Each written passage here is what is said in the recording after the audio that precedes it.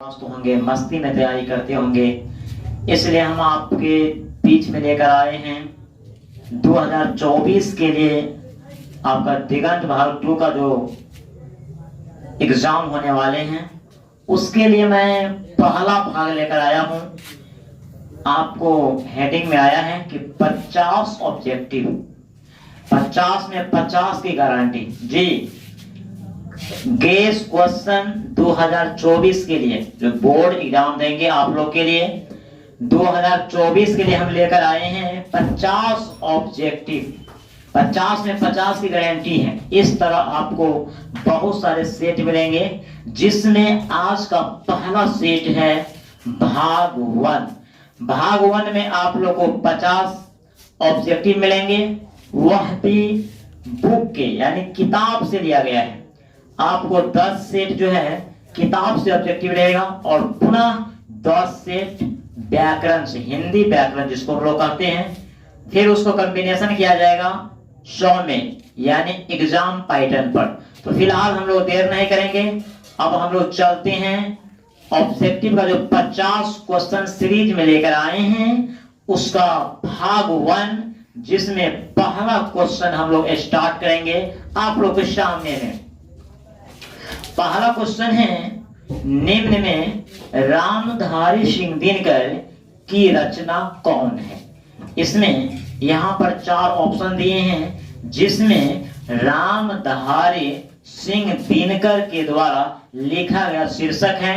आप लोग ऑप्शन में देखेंगे, उसने कहा था ऑप्शन है, ये तो नहीं होगा क्योंकि ये जो है चंद्रधर शर्मा गुलेरी के द्वारा लिखा गया है। सेकंड हम लोग देखेंगे संपूर्ण क्रांति, इसका जो लेखक है जयप्रकाश नारायण है, ये भी नहीं होगा। फिर हम लोग उर्वशी पर थोड़ा चिंतन मनन करेंगे, लेकिन चौथा ऑप्शन पे हम लोग चल जाएंगे पुत्र वियोग, जिसका लेखक है सुभद्रा कुमारी चौहान। तो भाई ये 3 तो ऑलरेडी डिलीट हो चुके हैं, तो जो बच गया हुआ उसका आंसर होगा। तो बच्चों हम लोग ध्यान देंगे कि रामधारी सिंह दिनकर के द्वारा जो लिखा गया यहाँ पर एक शीर्षक है, उसका नाम है उर्वशी, अर्थात इसका आंसर क्या हो जाएगा सी।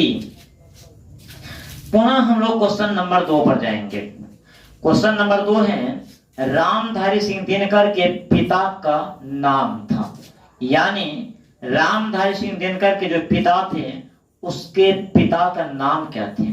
उसके पिताजी के नाम जो हैं वह रवि सिंह थे। उसके पिताजी के नाम क्या थे, रवि सिंह। हाँ, ध्यान देंगे कि रामधारी सिंह दिनकर के पिता जो थे उसका नाम जो था रवि सिंह। रामधारी सिंह दिनकर के पिता के नाम रवि सिंह है। फिर हम लोग नेक्स्ट क्वेश्चन को एक और प्रस्थान करेंगे। अर्धनारीश्वर शीर्षक पाठ में कौन स्वयं वृंत बन गया और नारी को उसने कली मान लिया। ये अर्धनारीश्वर निबंध के क्वेश्चन हैं, जहां से लिया गया है कि नारी को उसने कली मान लिया। कौन मान लिया है, तो पुरुष मान लिया। किसने मान लिया है, पुरुष। हम लोग बहुत ही अच्छे अंदाज में पढ़े थे कि यदि पुरुष को यदि कृष्ण मान लिया जाए तो मादा को ठंड मान लेंगे। उस तरह से हम लोग कॉम्बिनेशन देखते थे। यहाँ पर क्वेश्चन है कि नारी को कली मान लिया किसने, तो पुरुष ने। फिर आगे की क्वेश्चन को हम लोग देखेंगे कि बालकृष्ण भट्ट ने कितने निबंध लिखे हैं। बालकृष्ण भट्ट के द्वारा जो लिखा गया एक निबंध है बातचीत, उसके अंतर्गत हम लोग पढ़े थे कि बालकृष्ण भट्ट महोदय ने लगभग 1000 के आसपास निबंध लिखे थे, जिसमें से 100 से ऊपर महत्वपूर्ण निबंध थे। तो इसका आंसर हो जाएगा 1000 के आसपास। फिर आगे की क्वेश्चन है, एक अकालिया से कितने के बराबर होता है। एक अकालिया जो है कितने के बराबर होते हैं, ये क्वेश्चन आपको लिया गया है। उसने कहा था कहानी, जिसका लेखक है चंद्रधर शर्मा गुलेरी, 1915 में लिखे थे। उस कहानी के अंतर्गत ये क्वेश्चन है। तो क्वेश्चन आपके सामने है कि एक अकालिया सिख जो है कितने के बराबर होते हैं। तो हम लोग वहां पर मिलकर पढ़े थे 1.25 लाख के बराबर। किसके बराबर होते हैं, 1.25 लाख के बराबर। तो इसका आंसर हो जाएगा 1.25 लाख। फिर हम लोग आगे की क्वेश्चन को देखेंगे रोज शीर्षक कहानी में मालती के पति कितने बजे डिस्पेंसरी चले जाते हैं। क्वेश्चन आपके सामने में है कि रोज कहानी में मालती के पति कितने बजे डिस्पेंसरी चले जाते हैं। यहाँ जहां पर इसको जॉब हुआ था जिस अस्पताल में, वह कब प्रस्थान करते थे अपने घर से, तो प्रातः काल 7 बजे, प्रातः काल 7 बजे प्रस्थान करते थे। वह जो है मालती के पति जिसका नाम महेश्वर थे, वह प्रातः काल सुबह में 7 बजे जाते थे। फिर आगे की क्वेश्चन है, लाहौर षड्यंत्र केस में भगत सिंह को फांसी कब दी गई।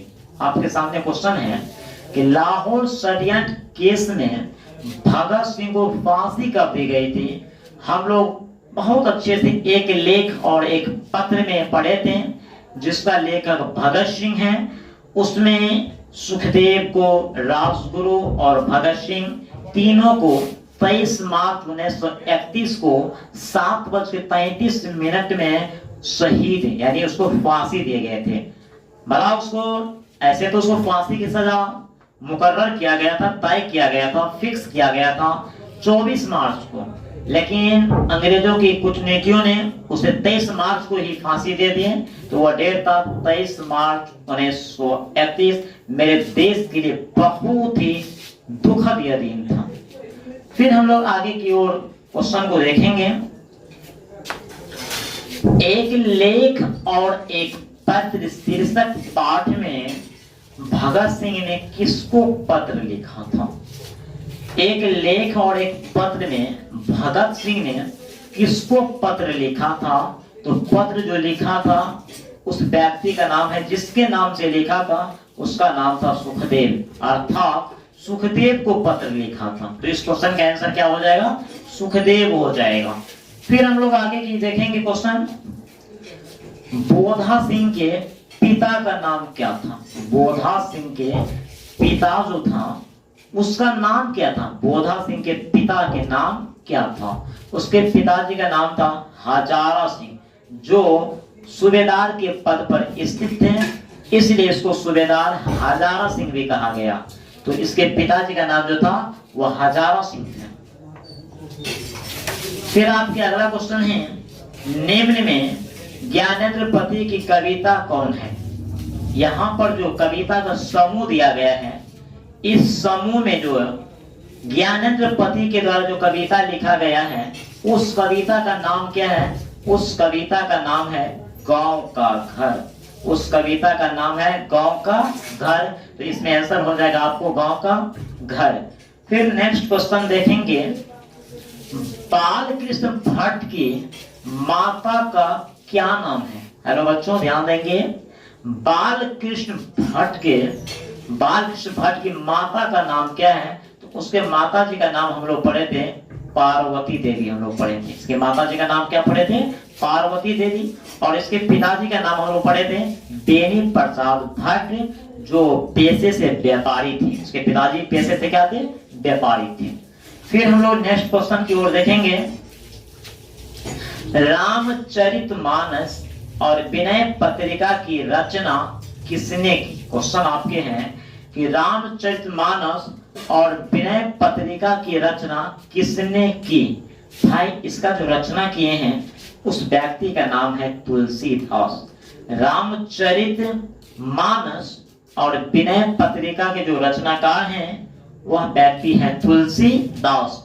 तुलसीदास ने सीता मैया से आग्रह किए थे पद में कि हे जगत जननी माँ, यदि आपको अच्छे समय राम भगवान के पास मिले तो मेरे दुख की संदेश, मेरा संदेश राम भगवान को सुनाएंगे कि आपका एक भक्त है जो आपकी भक्ति में लीन है। हे जगत जननी माँ सीता, अब आपके वचन में ही मेरे प्राण टिके हैं। वही सब बात उस पद में आए थे। लेकिन यहाँ पर क्वेश्चन है कि रामचरितमानस और विनय पत्रिका की रचना किसने की। तो हम लोग क्लिक करेंगे तुलसीदास। फिर हम लोग नेक्स्ट क्वेश्चन देखेंगे, सूरदास का जन्म स्थान कहाँ है। सूरदास का जन्म स्थान कहाँ है। सूरदास का जो जन्म स्थान है दिल्ली के निकट सीही में। सूरदास का जन्म स्थान कहाँ है? सी। इसका आंसर क्या हो जाएगा? सी ही हो जाएगा। फिर नेक्स्ट क्वेश्चन देखिए, दिनकर को किस रचना के लिए साहित्य अकादमी पुरस्कार दिया गया? दिनकर को किस रचना के लिए साहित्य अकादमी पुरस्कार दिया गया? किस रचना के लिए? देखिए, संस्कृति के 4 अध्याय।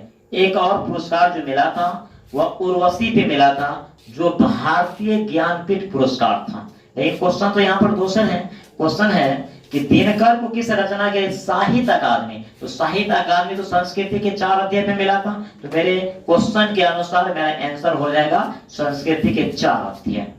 फिर नेक्स्ट क्वेश्चन हम लोग देखेंगे कि तुलसीदास का अस्थायी निवास स्थान कहाँ था? तुलसीदास था, उसका परमानेंट एड्रेस कहाँ था? वह काशी में था। कहाँ था सर? काशी में। तुलसीदास का अस्थायी निवास स्थान कहाँ था? काशी में। फिर हम लोग नेक्स्ट क्वेश्चन देखेंगे, उषा शीर्षक कविता किनकी है? उषा शीर्षक कविता जो है उसका रचनाकार कौन है? उसका रचनाकार जो है वह शमशेर बहादुर सिंह। शमशेर बहादुर सिंह इसके रचनाकार हैं। फिर नेक्स्ट क्वेश्चन देखेंगे, सिपाही की मां शीर्षक पाठ में बिस्नी क्या ओढ़कर लेट जाता है? सिपाही की मां जो कहानी है उसमें उसकी मां जो लेटकर वो सोने के समय में जो ओढ़ती थी वह कंबल नहीं ओढ़ता था, रजाई भी नहीं, चादर भी नहीं। तो इसमें से ऑप्शन क्या हो जाएगा? इनमें से कोई नहीं। एक अलग तरह का ओढ़ने वाला था जिसको खांसे बोलते थे, तो इसमें से कोई एक ऑप्शन नहीं है जिसको खोचे बोलते हैं। आगे की क्वेश्चन देखेंगे, बातचीत से मन किस प्रकार का हो जाता है? ये बातचीत निबंध के अंतर्गत ये क्वेश्चन है, जिसका लेखक बालकृष्ण भट्ट साहब हैं। बालकृष्ण भट्ट साहब ने इस निबंध के अंतर्गत बातचीत पर जोर दिए थे।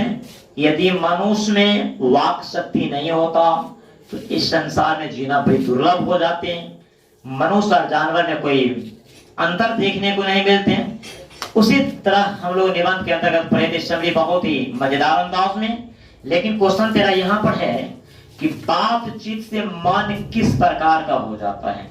बातचीत से जो मन है वो हल्का स्वच्छ हो जाता है, हल्का भी हो जाता है और स्वच्छ भी हो जाते हैं बातचीत करने से।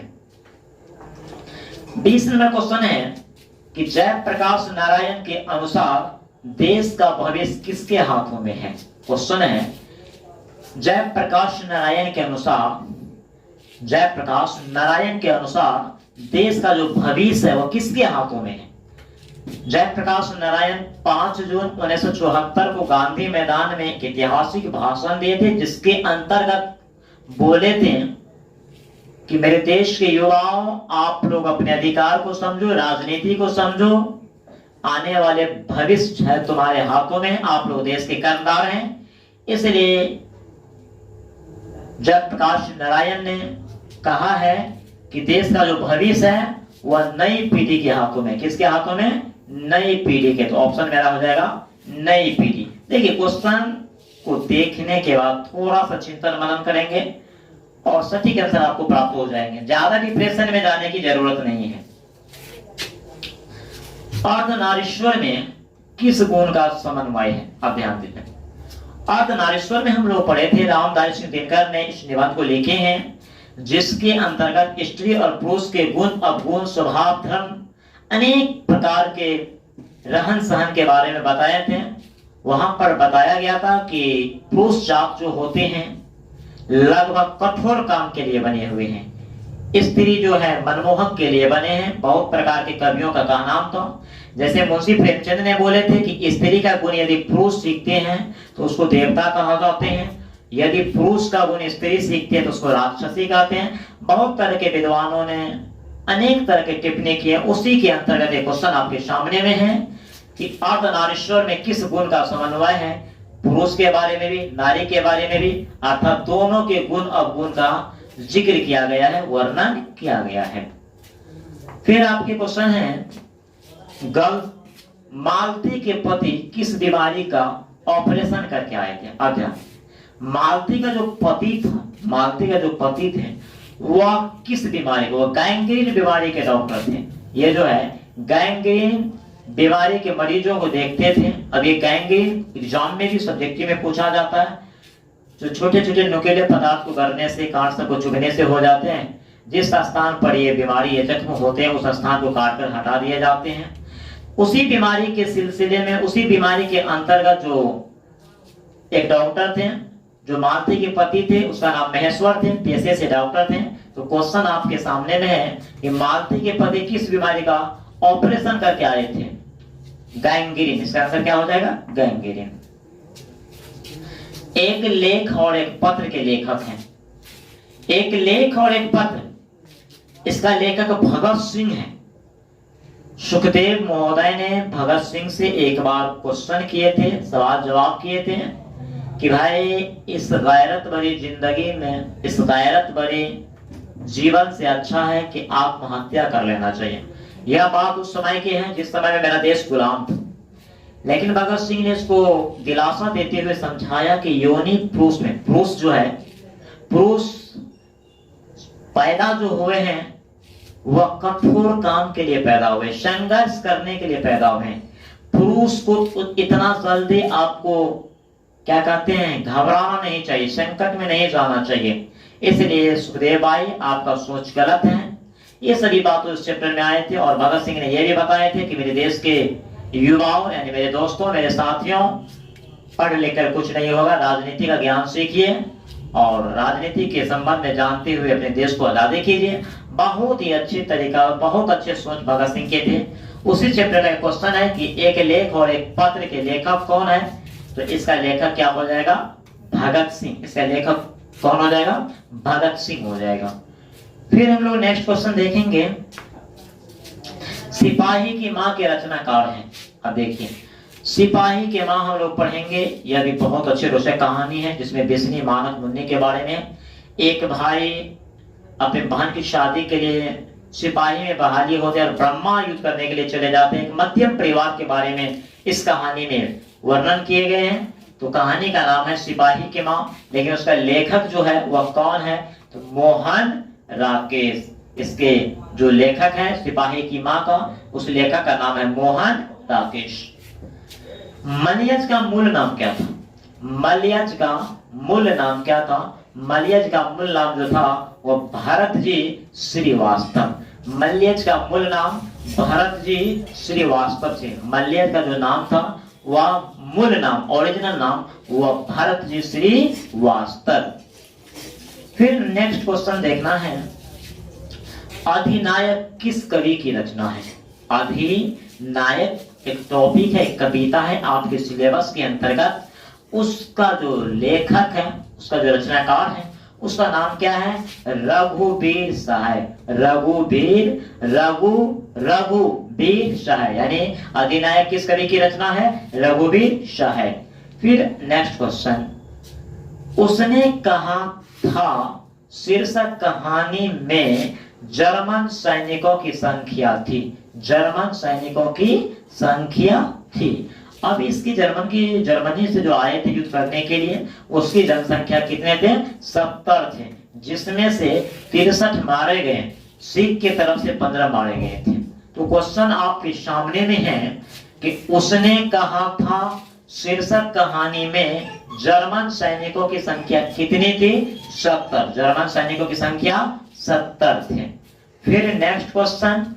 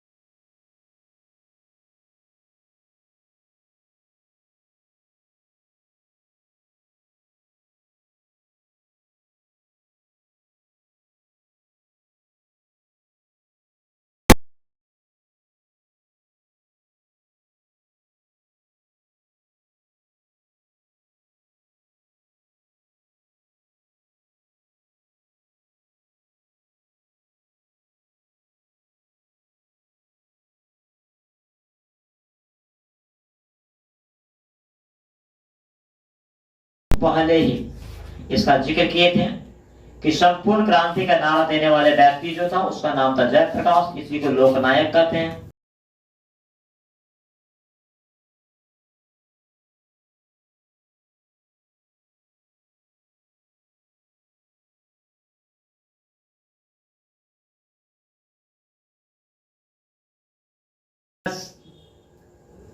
क्या कह रहा है, जिसके पति, इसका शादी 1919 ईस्वी में मध्य प्रदेश में हुए थे और पति का जो नाम है वह ठाकुर लक्ष्मण सिंह। इसके पति महोदय भी लिखते थे, लिखने का काम करते थे, कांग्रेस पार्टी से जुड़े हुए थे।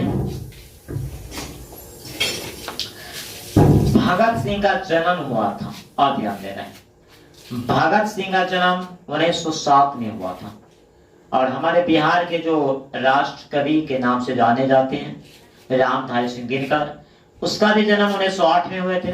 क्वेश्चन आपके सामने में है कि भगत सिंह का जन्म हुआ था 1907 में, इसका जन्म कब हुआ था, 1907 में हुआ था। अज्ञे साहब कितने वर्ष की अवस्था में कविता लिखनी शुरू की? ये अज्ञे महोदय जो है, रोज का लेखक महोदय, ये कितने उम्र में कविता लिखना प्रारंभ किए थे? मात्र 10 वर्ष की अवस्था में।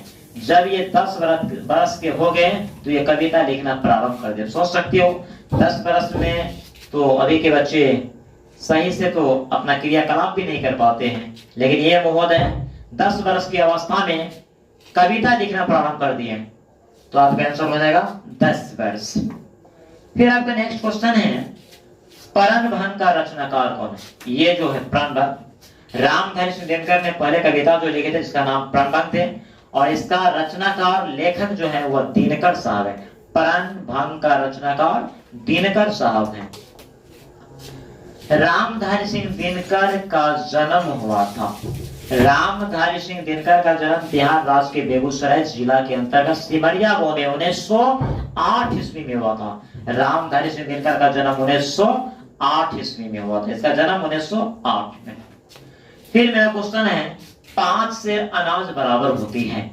ये जो क्वेश्चन है ओम प्रकाश वाल्मीकि के द्वारा लिखा गया आत्मकथा जिसका नाम था झूठन, उसके अंतर्गत ये क्वेश्चन है कि आपका क्वेश्चन है कि 5 से अनाज बराबर होते हैं ढह के लिए। हम लोग उसमें पढ़े थे झूठन में कि दलित वर्ग के जुड़े हुए कहानी है। इसमें ओम प्रकाश वाल्मीकि अपने जीवन की सारी रोजमर्रा को बताए हैं, तो उसी में यह क्वेश्चन आया था कि 5 से अनाज बराबर होते हैं ढह के लिए।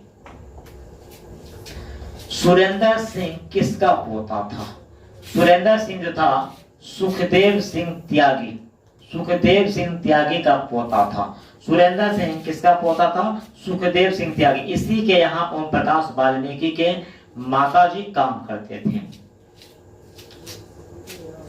नेक्स्ट क्वेश्चन, सुखदेव सिंह के बेटी की शादी के समय कवि जी किस कक्षा में था? जब सुखदेव सिंह के बेटी की शादी हो रही थी उस समय में लेखक महोदय 9th क्लास में पढ़ रही थी। कौन क्लास में थे? मात्र 9वीं कक्षा में पढ़ रही थी वो ओम प्रकाश वाल्मीकि 9th क्लास में। मजदूरी के रूप में 2 जानवर पीछे कितने शेर फसल मिलते थे? अब ये पढ़े थे 5 शेर। झूठन आत्मकथा के अंतर्गत ये क्वेश्चन है कि मजदूरी करते थे तो 2 जानवर के पीछे हिसाब लगाकर 5 शेर अनाज देते थे और उसी 5 शेर को हम लोग इधर कन्वर्ट करते हैं तो 2.5 केजी होते हैं, इसलिए इसका आंसर लॉक किया जाएगा 5 शेर। फिर नेक्स्ट क्वेश्चन है, सदियों का संपादक, सदियों का संपादक ओम प्रकाश वाल्मीकि की कौन सी रचना है? सदियों के संपादक ये ओम प्रकाश वाल्मीकि के द्वारा लिखा गया है और ये कविता के संग्रह में आते हैं। किसके श्रेणी में? कविता की श्रेणी में आते हैं। फिर नेक्स्ट क्वेश्चन, जय श्री सम्मान पुरस्कार ओम प्रकाश वाल्मीकि को कब मिला था? ओम प्रकाश वाल्मीकि को जो पुरस्कार मिला था वो 93 में मिला था, उसके बाद 95 में मिला था, उसके बाद 96 में मिला था, उसके बाद 2000 में। लेकिन 1996 में जो पुरस्कार मिला था उस पुरस्कार का नाम था जय श्री सम्मान। तो इसका आंसर क्या हो जाएगा? जय श्री सम्मान हो जाएगा। फिर हम लोग नेक्स्ट क्वेश्चन की ओर देखेंगे। जयश्री ने अपनी आंख की तुलना किससे की है? जयश्री महोदय ने अपनी आंख की जो तुलना है वह दर्पण से किए हैं। किससे किए हैं? दर्पण से। जयसिंह महोदय ने अपनी आंख की जो तुलना है वह दर्पण से किए हैं। फिर नेक्स्ट क्वेश्चन आपके सामने, तिरिच के रचनाकार है। तिरिच के रचनाकार है, तिरिच का जो रचनाकार है उस कवि महोदय का नाम है उदय प्रकाश। उदय प्रकाश महोदय ने तिरिच कहानी का लेखक है। फिर नेक्स्ट क्वेश्चन, तुलसी का बचपन का नाम क्या था? तुलसी महोदय के बचपन का जो नाम था वह नाम क्या थे?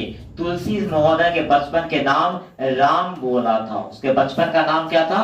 राम बोला। तुलसी महोदय के बचपन के जो नाम थे उस नाम का वह नाम था राम बोला। फिर नेक्स्ट क्वेश्चन देखेंगे कि मानक की माँ कौन है? मानक की माँ इसमें कौन है? मानक के माँ के नाम बिस्नी है। मानक जो ब्रह्मा युद्ध में लड़ने के लिए गए हैं उसके बहन की नाम मुन्नी है और उसके माई का नाम बिस्नी है। तो क्वेश्चन है कि मानक की माँ कौन है इसमें से? तो बिस्नी। फिर नेक्स्ट क्वेश्चन, रोज कैसी कहानी है? रोज जो है अज्ञे साहब के द्वारा लिखा गया एक कहानी है जिसमें मालती के जीवन के परिचय में दिए हैं। लेखक महोदय अपने दूर के रिश्तेदार बहन के 4 साल के बाद मिलने के लिए जाते हैं। उसी में उस मालती के बारे में उस कहानी में चर्चा किए गए हैं। और क्वेश्चन आपका है कि रोज कैसी कहानी है? रोज जो है मनोवैज्ञानिक कहानी है। कौन सी कहानी है? मनोवैज्ञानिक कहानी है। आगे की क्वेश्चन है, 1974 में जयप्रकाश नारायण ने किस आंदोलन का नेतृत्व किया था? मैंने इससे पहले जिक्र किए थे कि 5 जून 1974 को जयप्रकाश नारायण ने पटना के गांधी मैदान में भाषण दिए थे। उसमें छात्र को, देश के युवाओं को संबोधन किए थे। तो वही क्वेश्चन आपको यहाँ पर उठाकर रख दिया है कि 1974 में जयप्रकाश नारायण ने किस आंदोलन का नेतृत्व किया? तो वह आंदोलन का नाम था छात्र आंदोलन। उस आंदोलन का नाम क्या था? छात्र आंदोलन था। फिर नेक्स्ट क्वेश्चन आपके सामने है कि उसने कहा था कहानी में लहना सिंह कहाँ का रहने वाला था? ये लहना सिंह उसने कहा था कहानी का बहुत बड़ा नायक थे, जिसका उम्र 12 वर्ष, जिस लड़की से प्रेम हुई थी उस लड़की का उम्र 8 वर्ष थी। लेकिन मेरे को यहाँ पर क्वेश्चन है कि लहना सिंह किस गांव से बिलोंग करते थे? किस गांव के रहने वाले थे? जिस गांव के रहने वाले थे उस गांव का नाम क्या है? माझे थे। फिर हम लोग लास्ट क्वेश्चन देखेंगे। लास्ट क्वेश्चन हम लोग का है कि बाल कृष्ण भट्ट के पिता पेशे से क्या थे? बाल कृष्ण भट्ट के पिताजी पेशे से क्या थे? वह पेशे से जो थे बाल कृष्ण जी के पिताजी पेशे से जो थे वह व्यापारी थे। और ये क्वेश्चन कई बार एग्जाम में भी आए हैं। अर्थात बातचीत का लेखक जो बालकृष्ण महोदय हैं उसके पिताजी का नाम क्या कहता है? बेनी प्रसाद भट्ट थे और वो पेशे से व्यापारी थे। ये आपका आज का ये पहला भाग रहा। आज हम लोग 50 क्वेश्चन जो लेकर सीरीज में आए थे भाग 1, इसके अंतर्गत हम लोगों ने 50 क्वेश्चन किए। अब नेक्स्ट समय में हम लोग पुनः आप लोग के लिए भाग 2 लेकर आऊंगा और विश्वास है कि आप लोग सभी क्वेश्चन को समझ गए होंगे। समझने का तो इसमें नहीं है, थोड़ा सा थिंकिंग आपको करना है, याददाश्त रखना है। टॉप करने वाले बच्चे कुछ अलग स्टाइल में पढ़ते हैं, ऑफलाइन ऑनलाइन दोनों का सहारा लेते हैं और अपने सिलेबस को फोकस करते हैं, कमांड करते हैं। 3-4 महीना जम के एकदम हुमच की तैयारी करके दिखाना है, इसी में तो आपका रिजल्ट पूरा गर्दा मचा देगा। तो मैं आशा रखता हूं आपके लिए जो भी सीरीज लाएंगे वह एक क्वेश्चन कंटेन करके लाएंगे और आपको एग्जाम में सारे क्वेश्चन यहीं से आएगा। एग्जाम में क्वेश्चन मिलाना मेरा काम है। पुनः न्यू वीडियो में मिलेंगे, तब तक के लिए जय हिंद जय हिंद।